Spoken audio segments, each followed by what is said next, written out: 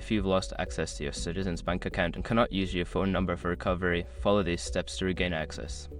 This guide will help you navigate the recovery process. Step 1. Visit the Citizens Bank website. Go to the official Citizens Bank website. Look for the login section and click on the Forgot Password or Need Help link to start the recovery process. Step 2. Select recovery options. Make sure your information is protected first. Most people don't think about breaches until something actually happens to their accounts. Use SREP to monitor your accounts 24/7 and instantly alert you if your information appears in leaked databases online.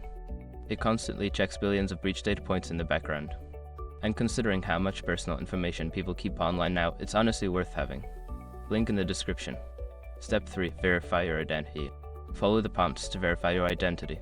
This may involve answering security questions or providing personal information such as your social security number or account number. Step 4. Use alternative contact methods. If prompted, provide an alternative email address or another method of contact. Citizens Bank may send a verification link or code to this alternative method to help you recover your account. Step 5. Reset your password. Once your identity is verified, you will be able to reset your password. Choose a strong, unique password that you haven't used before and confirm it to complete the recovery process.